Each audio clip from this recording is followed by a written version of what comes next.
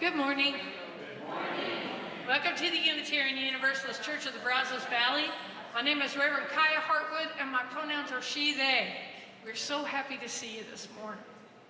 There's a lot going on in the world. There's a lot going on in the Unitarian Universalist movement today, and we're going to talk about all of it. But first, we're going to rock out. So, everybody, this is an all-ages service, and we have a number of percussion instruments in the other room, and you are welcome to drum on this first song, and then we're going to put them under our table, under our chairs, until I ask you to get them out again.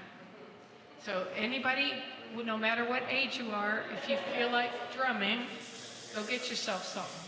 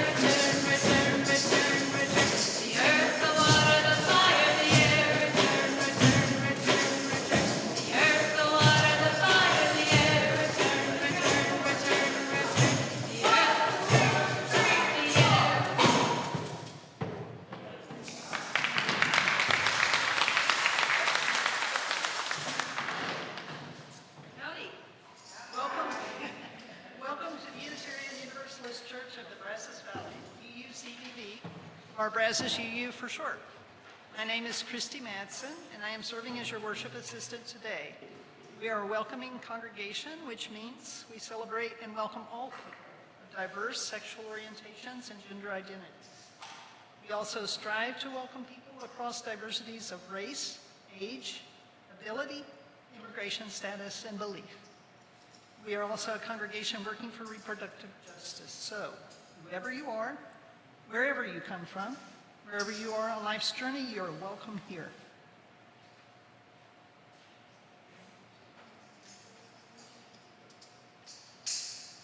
Can y'all hear okay? Excellent. We're having a little bit of tech difficulties, but we have fabulous tech people, and they have handled the problem. I want to welcome Evan to the madness of doing tech.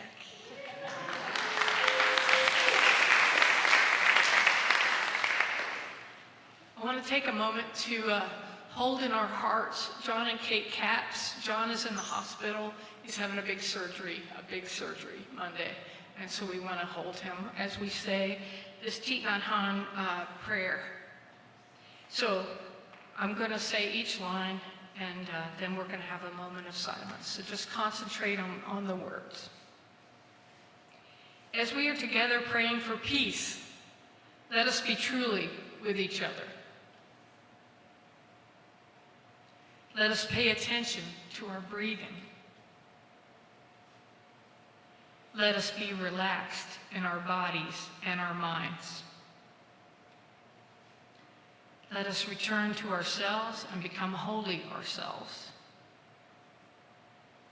Let us be aware of the source of being common to us all and to all that is.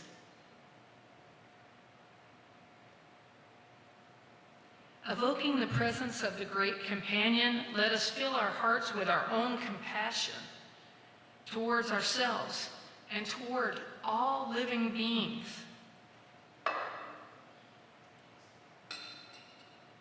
Let us pray that all living beings realize that they are all nourished from the same source of life. Let us pray that we ourselves cease to be the cause of needless suffering.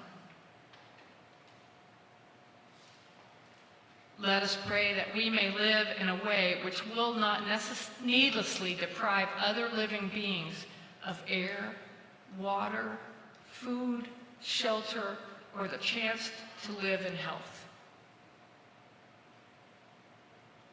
With reverence for life and with awareness of the sufferings that are going on all around us, let us pray for the establishment of peace in our hearts and for the earth.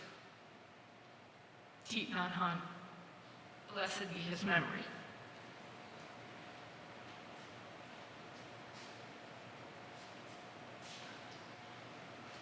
The lighting of the chalice. We invite Rita to light the chalice.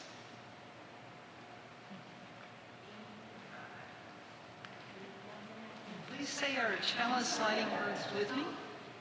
We light the chalice, the symbol of our Unitarian Universalist faith, as a beacon of hope for all who seek justice, dignity, and compassion, and in celebration of the life, truth, and meaning we share together.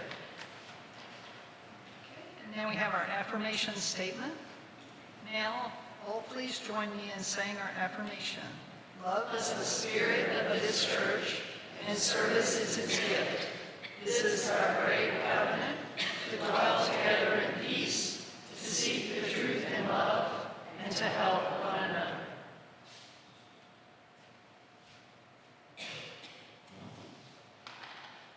As Unitarian Universalists, we believe there's a spark of the divine in every being, every person, including y'all. And this is your great opportunity to say howdy to all the divine sparks in the room, especially the ones that you haven't been acquainted with before, no matter how old they are, no matter what. Say howdy, and I'll let you know when it's over.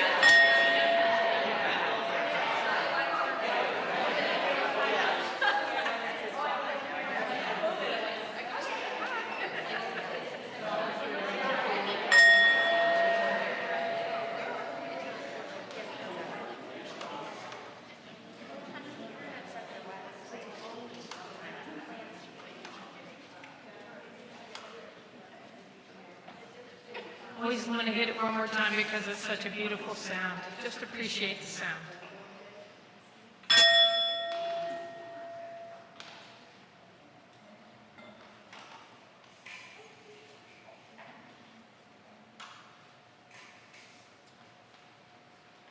Good morning. My name is Allison Faber, and I use she, her pronouns. I am your Director of Religious Education here. And usually I tell a story or something for the Time for All Ages, but today is a little bit different. As many of you know, and some of you will learn in the next sentence, I take off the month of July every year. What that means is June is preview month for the next year. So I'm going to show you what the plans are for RE next year in the hopes that throughout July, many of you that I'm looking at right now will consider the wonderful task of being a teacher or helper in RE. Yes, I think I made eye contact with all the adults. Okay, so our preview is going to start out with a little bit of a reality of what's happening in the back hallway. We are maxed out. It is a wonderful problem to have. It is wonderful, wonderful, wonderful. But we have a lot of kiddos, and we get more kiddos every week, and we need a lot of help. So I'm really doing the hard sell here today. If you know me, you know this is really uncomfortable for me, so please bear with me as I just make a hard sell. Okay, so the next year's classes that we've kind of put together, I've gotten feedback from a lot of folks, and these are sort of the age groupings that we're looking at. Of course, RE is flexible. So this is like what Ivy sang last week. If I close my eyes and dream of the world that we could be, it's that. This is the vision, right? All right, so our first group is ages 2 to 4, or the preschool group. And they will be working on Chalice Children. And Chalice Children is an introduction to Unitarian Universalism, but it also talks about the strength of community and wonder and awe. And so we do stories, we read stories, we do songs, crafts, games, and it's focused on experiential learning. And I don't know about you, but the 2 to 4-year-old crew that's currently in the nursery right now, they are some of the sweetest and most adorable 2 to 4-year-olds that you will meet. So if you see that age range and you're like, oh my gosh, I don't even know what I would talk to a 2 to 4-year-old about, you don't have to. They talk to you. You just have to listen. Seriously. Okay, the next group is doing spirit play. This is ages 5 to 7, or if we're gonna use grades, then it's K through 2. Spirit play is based on Montessori teaching methods, and we have done it in this church for a while. It combines ritual and routine with story and artistic expression. So we learn about stories that are important to humankind as a whole and to us as UUs in particular. So an example of a lesson is learning about the platinum rule. Does anybody know what the platinum rule is? We've heard of the golden rule, right? The platinum rule is to treat others the way they want to be treated, not the way you want to be treated, because the way I want to be treated and the way that, say, Warren wants to be treated might be two different things. Sorry, you're on the front row. It just happens. All right, the next group is ages 8 through 11, grades 3 through 5, and we're doing the Lego Values curriculum. This is brand new and based on experiential learning. Each lesson incorporates an optional Lego build. So if you are an engineer, if you like Legos, I said Legos. Lego people don't like the plural of Lego. If you're a Lego person, this might be the group for you. This is also dependent upon the Article 2 vote this afternoon. So if Article 2 does not pass, then we will not incorporate the new values. We'll switch it up a little bit, and it'll be the same curriculum, but we'll still use the familiar principles language rather than the values language. All right. Next up is the fifth dimension. Gotta say it like that. This is ages 12 to 14 or grades 6 through 8. And really, the 6th through 12th grade can go to either one of these next offerings. These offerings occur every other week. So they're not every week, so that when people get to be 12 years old to 18, they can also spend time in service coming to Sunday service with all y'all. But did you know that the creator of the Twilight Zone was a Unitarian? It makes sense. I know you know. The fifth dimension is a curriculum that looks at social justice issues that are important to UUs through the Twilight Zone. So we will be watching the Twilight Zone, discussing the Twilight Zone. If you like the Twilight Zone, this may be your group. And finally, we have principled music, which is for our 9th through 12th grades, or 15 through 18. And again, this meets every other week, opposite of the fifth dimension schedule. So principled music uses music from a wide variety of genres, starting in the 1960s all the way until today. I mean, like, if you're a Swiftie, there's a Taylor Swift song that you talk about, like, music from every genre. And it discusses social justice issues that we all care about. Perhaps the coolest thing about this offering is that you get to listen to a bunch of music, right, and talk about lyrics, which is fun if you like music. But you also construct a group playlist throughout the year with the class. And then at the end, you have this really awesome playlist that's focused on social justice issues that the youth put together themselves, which I think is really cool. So those are the offerings that we have for the coming year. I will again stress the reality of the RE hallway is that we do need a lot of help for this vision to become a reality. We need to continue to grow and develop. I know that you all know, but I'm gonna say it again. We need volunteers. I even wrote in my notes, hard ask for volunteers. So, just as a reminder, you have all of July to consider if you want to help out. Registration for all of this begins in August, and all of these offerings will start in September after our in-gathering water communion at the end of August. So, Allison? Yes. Do you have to have kids or be No. related to the kids to be No. volunteers? Oh my gosh, that is such a good question. So, you do not have to be related or have kids. In fact, it is ideal if your child is not in the room. I don't know if you are a parent who has tried to teach your own child. Homeschool parents, I am in awe of you every day, like seriously, because sometimes it just doesn't quite work out in RE. So you don't have to have kids. You can have kids. You can be elderly. You can be youngerly, but over 18, please. And you do have to pass a background check just so that we keep in line with our church safety policy. But you can come and see me if you have any other questions. And I really look forward to seeing what happens next year as I look at all of you again.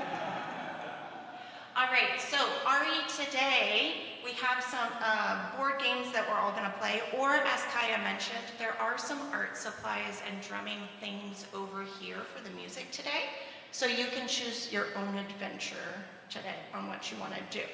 But for those of you who are going with me to game day, will you please meet me at the back door? And can the rest of you sing us out with this little light of mine? This little light of mine, I'm gonna let it shine. This little light of mine, I'm gonna let it shine. This little light of mine, I'm gonna let it shine. Let it shine, let it shine, let it shine. Thank you for singing. Oh. So, the problem about talking about things that you really love is that there's too much to say. So I'm going to try and talk about transcendentalism, which is so important to everything what's happening today in Unitarian Universalism, what happens in the United States, how we think about ourselves as people of the United States, and it's vital to that. It's the first intellectual movement in America, and it just happened to come out of the Congregationalist church, which is where the Unitarian church comes from. And really, this is where Unitarianism starts. It's what brought me to Unitarianism, so I'm kind of crazy about it. But because there's so much going on in the world, I want to give you a heads up. So what happened at General Assembly is that we're voting on the Article 2, which we've talked about many times in the congregation. If you don't know what we're talking about, don't worry about it. It's the bylaws of the Unitarian Universalist Association. Now, we are a loose conglomeration of independent churches. About 1,036, I think, is the last count, of fellowships and churches of all sizes, all over, also in Mexico, in northern India, and Transylvania. Anyway, there's a lot of us. There's more of us than Quakers. There's more of us than a lot of other smaller, outside the mainstream.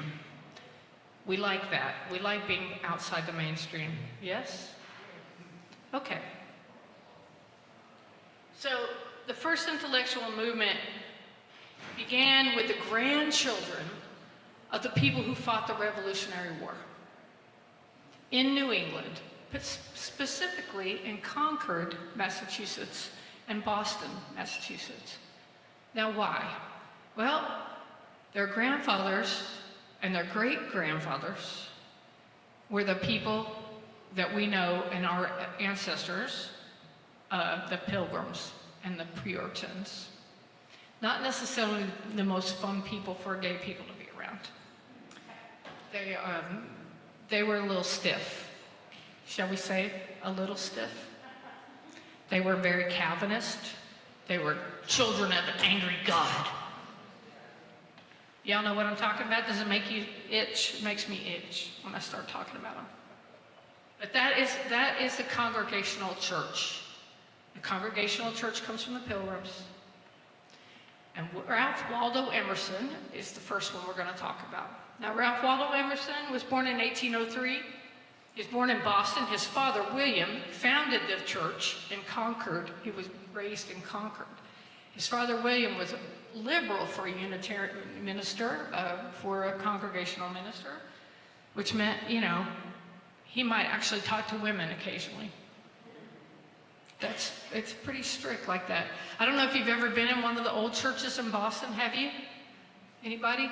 Okay, you have to walk up this podium. This kind of reminds me of it in some respects because I'm talking to you like this.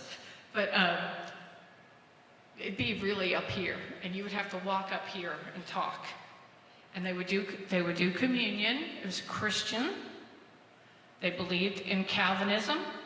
So hell, original sin, that you're on the list. You know what I'm saying? Not good. Okay. So Ralph Waldo Emerson was born into a family with 7 siblings. And his father was a minister, his grandfather was a minister, his great-grandfather was a minister, his great-great-grandfather was a minister. So guess what he was going to have to be? Minister. So everything was working out okay, except his father died when he was 8. And his mother had 8 kids, and she married the second minister of Concord, Massachusetts, whose name was Eliza Ripley. And he, Ezra Ripley, was the minister in Concord, Massachusetts for 60 years. Wow. And he lived in a house that you may know if you visited Concord called the Old Manse. Later, Nathaniel Hawthorne and his wife Sophia are going to live there, Sophia Peabody. The Old Manse is where Ralph Waldo grows up. But he goes to school back in Boston, care of his aunt, his very eccentric, interesting aunt, Aunt Moody Emerson. Now I'm going to talk about a whole lot of people, and I think that it would be good for you to look them up and find out more about them, because really I could do a sermon on each one of them. They're that interesting. And there's like this little genius cluster that happens around Ralph Waldo. So what's going on in America is you have these kids that were raised in America. They're not European. They're not sure they want to go study in Germany. They want to have something of their own, but at this point, it's still, everything is about Europe. Smart people read books by people in German. Smart people study the Romantic poets, Kant. Y'all have read these things? You know what I'm talking about. Do y'all already know all this stuff, and I should tell you some stuff you don't know? Okay. Keep going. All right, no problem. So, Ralph is an American, and he grows up in the wilderness of the United States, but it's also the beginning of factories, and things are changing. So we don't just have yeoman farmers who fought the Battle of Lexington and conquered. What we have are people who are starting to make money, and they're starting to do all kinds of things to the planet, and they've pretty much wiped out all the Native Americans in their area, or made them move west. That's the universe that we're talking about, the 1820s. That's when Ralph Waldo is going to Harvard. Now, almost every single person we're talking about that's male went to Harvard in this conversation. So Harvard is the center. Do you all know that Harvard originally was a Unitarian Universalist? It is. So when people tell you that there's only two Unitarian seminaries, I beg to differ. So Harvard originally was built to educate ministers in the Congregationalist Church. But in 1840, they hired a professor of divinity named Henry Ware, i.e., those of y'all who watched the Ware lecture last night, that's what he is named after. So Henry Ware was the first one, and he was a Unitarian. And where does this word Unitarian come from? It comes from William Ellery Channing, who's a very famous minister from the early 1800s in Boston, who gave a very famous sermon in Baltimore at somebody's ordination. And he was the old man of this group. So we've got William Ellery Channing. If you don't know about him, look him up. I'll talk about him someday, I promise. We've got Ralph Waldo, who went by Waldo. Once he got to college, he said, "Call me Waldo." So we're going to call him Waldo from now on. And he goes to school, but he's read all these books. He's gone to Europe. He's interested in Thomas Carlyle's work. He's interested in the Romantic poets, Coleridge, Keats. Y'all read these things, you know what I'm talking about. And so he's getting a romantic idea about nature. This is also the beginning of the period of time where people are talking about nature as we have an innate sense of nature. Our nature is natural. Yeah, right? But this is a reaction to that whole Kantian blank slate tabula rasa thing. So everybody with me so far? Okay. So Ralph has a big idea that nature's important. He's standing outside on a walk. He's on the common one day, and he feels himself connected to the universe. And it wipes him out. He's just like, I am part of everything. I am part of the whole thing.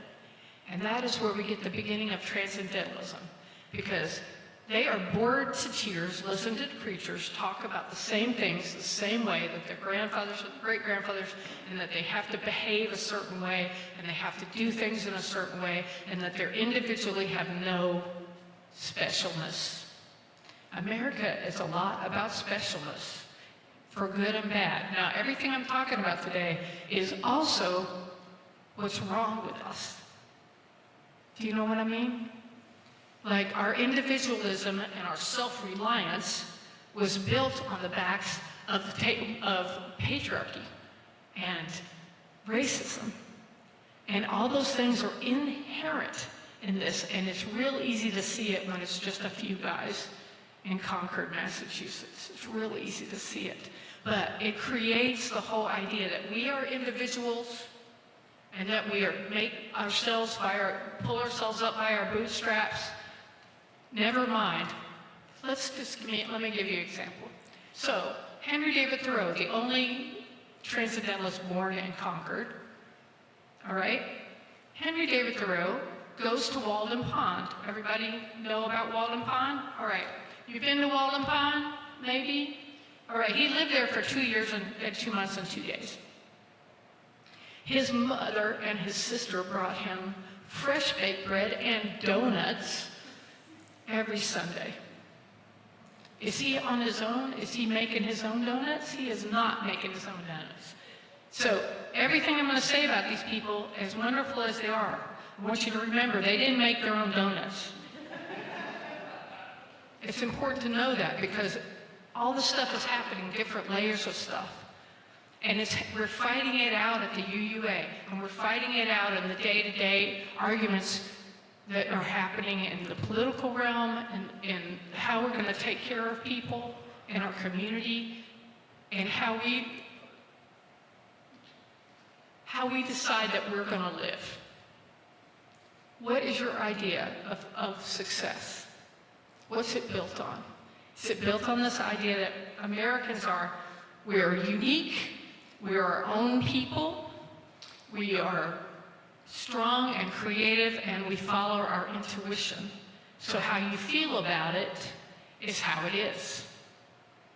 All this comes from Transcendentalism. So I need to do a better job of telling you what I wanted to tell you and not just what I feel like telling you. Okay.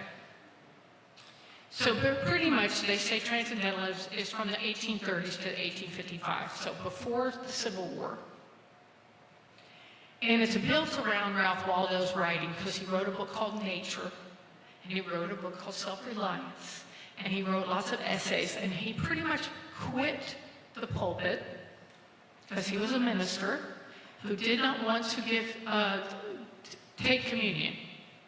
And so his church fired him because he just couldn't. He read enough Bible research, and the more Bible research you do, the harder it is to be a traditional Christian. It just is. Why is that, Kiya? Well, it's a whole other sermon. Study the Bible and find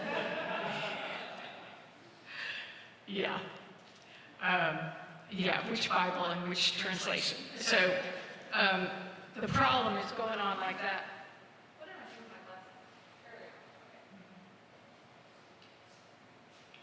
So Ralph goes to college, he gets out, he writes a book, he quits the ministry, he marries this woman he's really in love with, she dies, he freaks. And about a year after she died, he dug her up to see her in her grave.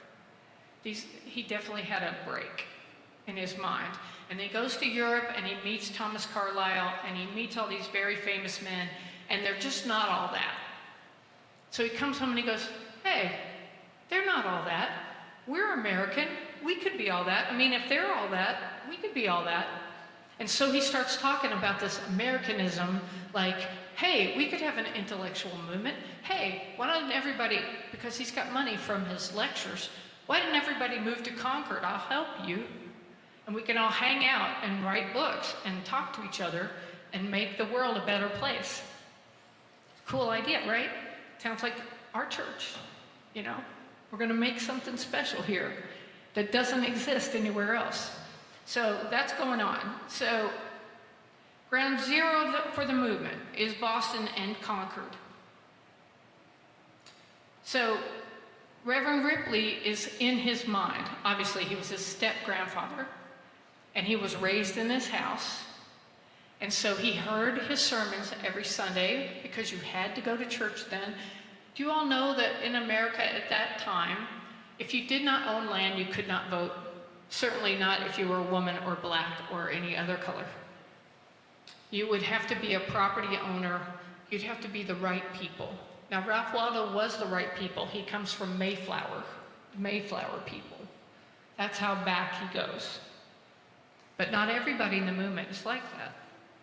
So Henry David Thoreau's dad was a pencil maker. He was really creative in his pencil making, and he made American pencils, which hasn't really been done. And that was really revolutionary, and that's where the money came for that family, but not a whole lot of money. But Emerson, he had money, he's from a very respected family, and his wife's family had money. And when she died, he sued for her money and got it. So for the rest of his life, he paid for all the people around him. And he worked mostly doing lectures everywhere. And so he became very famous. And a lot of people were influenced by him. And he walked into Harvard Divinity School to give the divinity address. And when he did that, he basically said, "Your theology is old and tired, Congregationalists, and y'all need to wake up and use your hearts, follow your hearts, and get more emotional." And then he walked out. Now, he never retired, he never gave up his ordination. A lot of people write about him and say he did, but he didn't. He just did a different kind of ministry. So maybe he was our first community minister, like Darby is a community minister. So, but he had the education, and he definitely had the pedigree, so people listened to him. So he was in a club called the Transcendental Club with Henry Hodges, who was a German scholar at Harvard, and a number of other people. So I'm going to tell you about that place, because that's where it really gets going.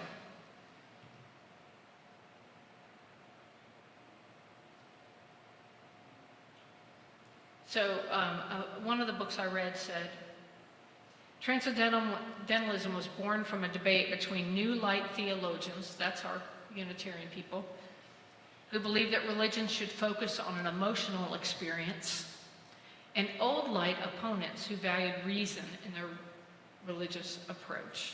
Now, our ancestors that in the 1700s were very big on reading the Bible scholarly, critically, and studying, and of course it led to making the Bible just one of the sources that we use. It's not the only one. But it was a dangerous idea, especially in America where there was the Great Awakening. Anybody ever heard of the Great Awakening?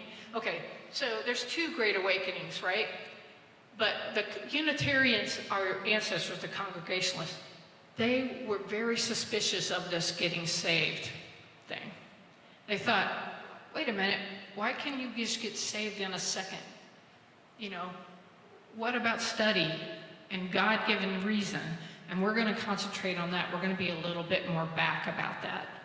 So the Transcendental Movement's a reaction against that kind of rational, Kantian, to being a little bit more hippie in your philosophy. You know, hey, I had experiences and they matter. Does that make sense? So all these guys who wanted to talk about it intellectually, there's no online, there's no videos that you can watch, no podcasts. The podcasts of the day were the Transcendental Club. So the podcast, the first meeting happened on September 8th, 1836. It was the day of the Harvard bicentennial. And it was the day before Ralph Waldo published Nature, which is worth reading. So Henry Hedge is there, George Putnam is there, who was the Unitarian minister in Roxbury, George Ripley, who later starts Brook Farm, which was like the first communal farm, Unitarian, and Emerson. And they went to the Willard's Hotel in Cambridge, and they planned a symposium about all this, how they were going to talk about it. The present state of America is very unsatisfactory, and they called it many things. I mean, Ralph Waldo writes about it a lot, but he never could decide what to call it. But everybody else called it the Transcendental Club. Now, there were women involved, and they're very important. I want to talk about one in particular, Margaret Fuller. Margaret Fuller is probably the first feminist in the United States. Her father was a congressman and raised her like a boy. So she was educated, she read Latin, she was brilliant, and she was crazy. And what made her crazy was patriarchy. She wasn't allowed to get a library card for the Harvard Library. She could read everything. She could talk circles around all of them. And almost every Transcendentalist ripped her off, especially Ralph Waldo Emerson. Self-reliance is so much Margaret Fuller that you could make a really good argument. I hope there's a feminist scholar out there who's going to go back and just go, plagiarist, plagiarist, plagiarist, plagiarist. But in their minds, it's okay, because you can steal from people of color, from people from other countries, from people that are different gender than you. It's perfectly okay. So Margaret Fuller is really, really important, and Transcendentalism pretty much matches her involvement with Ralph Waldo Emerson. They were friends. I would say they were intellectually having an affair, because she would come and stay, and his office was on the 3rd floor of his house, okay? So he's in his study all day. His wife Lydia always gets a headache when Margaret Fuller's around, and she's in bed. And Ralph's up here, and Margaret Fuller's in the guest room across the way, and they're writing letters back and forth on the 3rd floor. And she stayed for 3 weeks. You can understand why Lydia might have got a headache. Yeah. So she was really important. So she's writing, and she starts hanging out with the Transcendental clubs. There's also a woman named Elizabeth Peabody. Those of you all who are educators may know that she was very responsible for the kindergarten movement in the United States. Very cool, right? So those are the 2 women that I would say you definitely need to check out, although there are 4 or 5 other ones, including Sophia Peabody, who's Elizabeth Peabody's sister, who marries Nathaniel Hawthorne. So we got Nathaniel Hawthorne, we got Herman Melville, we got Walt Whitman, who was not in the Transcendental Club. He was not the right class, but he was very, very influenced, right? Emily Dickinson, very, very influenced by all these people. So what is Transcendentalism responsible for? Well, here's what I would say. Here's my list. Let's see. Where'd it go? There it is. Okay. Feminism, wouldn't have it without Transcendentalists. Humanism, wouldn't have it without Transcendentalists. Civil disobedience, Ralph Waldo Emerson. And Thoreau. Ralph got Thoreau out of jail. Jail wouldn't pay his taxes. He wouldn't pay his taxes. Gandhi read his book. Martin Luther King read Gandhi's book. It's all connected. Okay. The environmental movement, definitely right from Walden. Kindergartens, American ideas of trust in ourselves, American ideas of optimism. The world's always going to be better. Progress is the way to go. Independence, abolition. What kills the Transcendental movement is the beginning of the abolitionist movement. An opening of our sources beyond Christianity practiced by the Pilgrims and the Puritans. So a lot of things that happened during that period of time that are really, really important that people don't talk about is they started doing translations of the Hindu scriptures, and everybody was reading them. If you read Walden, Henry David Thoreau was reading the Upanishads every day and talking about it. So that idea that God is in everything, which is a very Hindu concept. They'd been doing it for 2,000 years before this. These guys in Concord read about it. And then that gets adopted into the whole idea. So the belief that nature, that we are part of nature, and that nature is a good reflection of God and a good reflection of ourselves, and that we can learn about God from nature, is a transcendental concept that I highly support. And it seems true, right? And we trust it because our intuition says so, and that's Transcendentalism. So I should probably talk about this a lot more. I want to tell you that Margaret Fuller dies in a terrible shipwreck off of Fire Island. And that pretty much ends the whole thing. She was coming back. She had met a count in the Italian Civil War, and she was a correspondent for Horace Greeley's newspaper, and she was writing about it, and she'd evidently written a book, and it was in a case on the ship, and she had her little baby Gino that they had had, and her count that she supposedly married, but there's no proof that she married him. I think she was living in sin, y'all. And they were about 200 yards off the Fire Island, and it was a nor'easter storm, and there was a bust of John C. Calhoun, who was the vice president of the Confederacy and was also a Unitarian. His bust was breaking a hole in the bottom of the ship, and the ship started to go down in the storm. So the people on the beach were waiting to steal whatever came up from the shipwreck, but they saw the whole thing. So at 2 o'clock in the morning, Margaret Fuller's there in her nightgown with her hair all over the place. This is like an opera, okay. And a sailor jumps in the water with her baby Gino, and they drowned right in front of her. And everybody can see it, and then the ship goes down with Margaret. And that is the end of Transcendentalism, for the most part. The Alcotts lived there. Brownson Alcott had the first black student in his white class in Boston, and it got his school shut down. But all these ideas come from Transcendentalism, so let's check it out. We can be proud of them.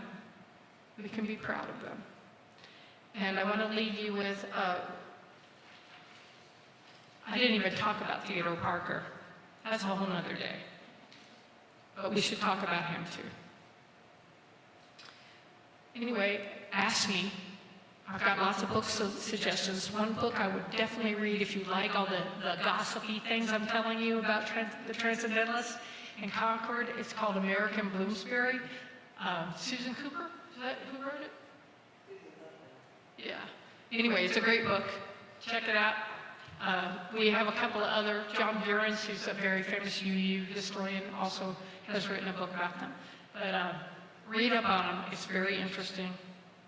And so I'm going to read you one quote and leave this with the earth-based UU tradition. We breathe air exhaled from trees, whose leaves are made of starlight.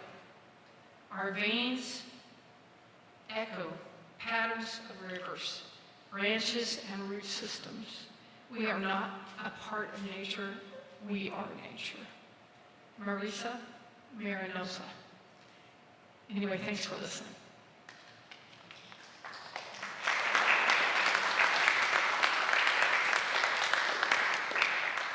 So we're going to sing, if you get your hymnal out, it's number 298. This is a very classic Unitarian Universalist hymn.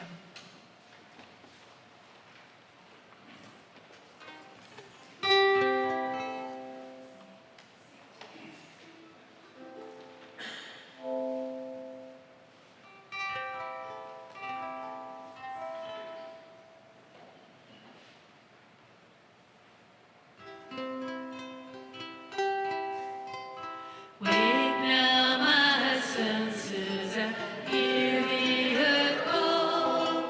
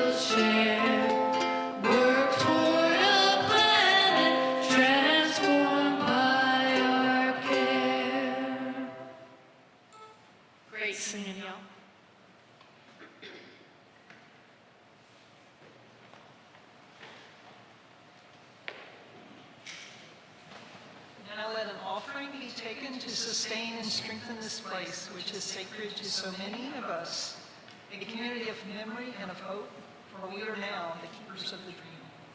This church shares the proceeds of the offering plate donation every week to help support important nonprofit organizations with which we work.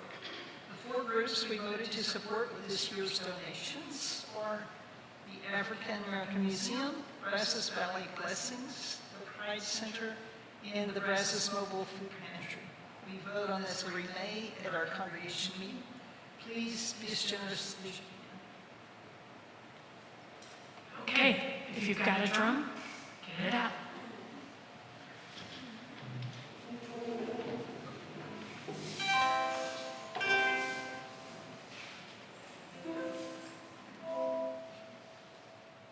Is that too loud, y'all? Okay.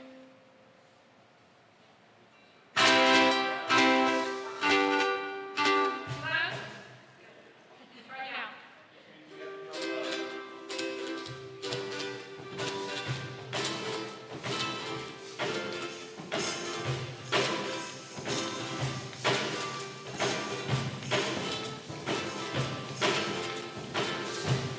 Sometimes I lay under the moon. I thank God I'm breathing, and I pray don't take me soon, 'cause I am here for a reason. Sometimes my tears I drown, but I never let it get me down. So when negativity surrounds, I know someday it'll all turn around, because all my life I've been waiting for, I've been praying for the people to say that we don't want to fight no more. There'll be no more wars, and the children will play one day, one day, one day. This is your heart. One day, one day, one day. Not about win or lose, we all lose when we feed on the souls of the innocent. Let's get straight and keep on moving, though wars take raging. In this maze you can lose your way. You might drive you crazy, but don't let it phase you. No way, no way. Sometimes in my tears I drown, but I never let it get me down. So when negativity surrounds, I know someday it'll all turn around, 'cause all my life I've been waiting for, I've been praying for people to say that we don't want to fight no more. There'll be no more wars, and our children will play one day, one day, one day.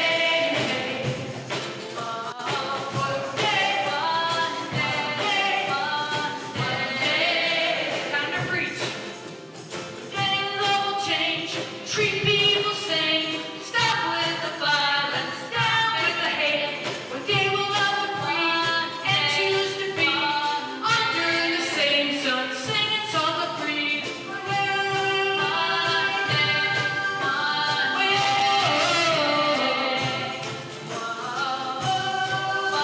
one day.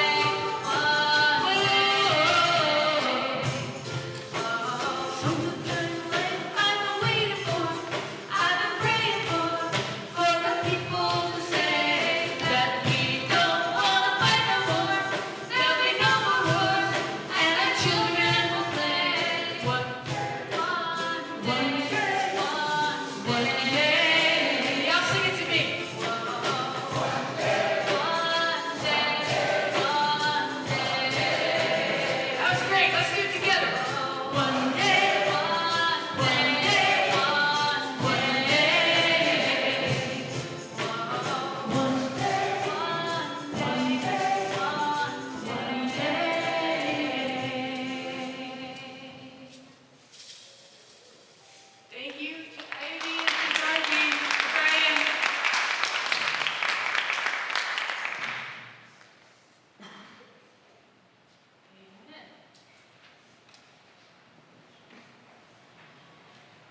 give thanks for these gifts we have given, for those who receive, and for each other.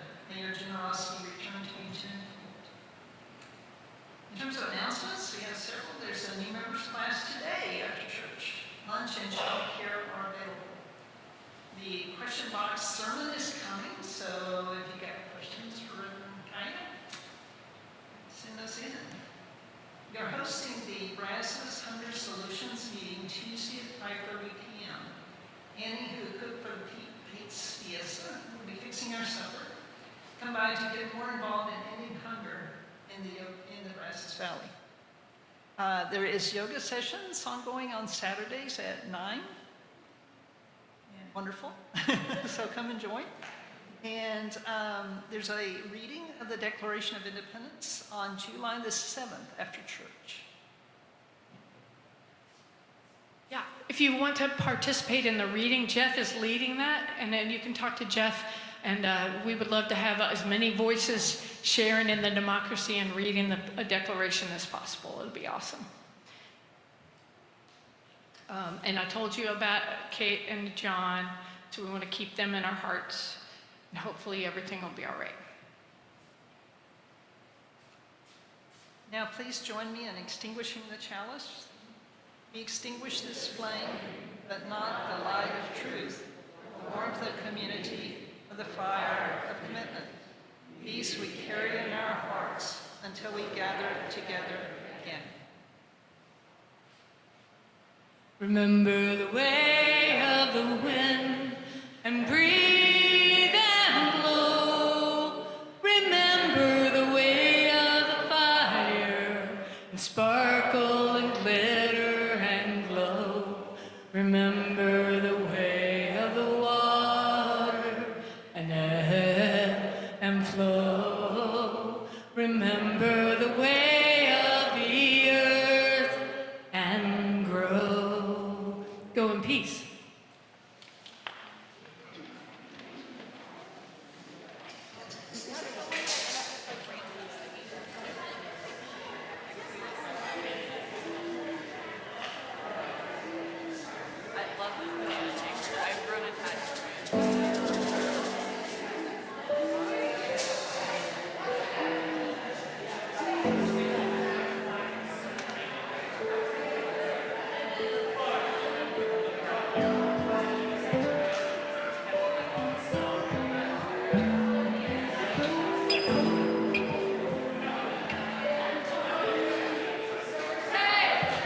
Article 2 has passed.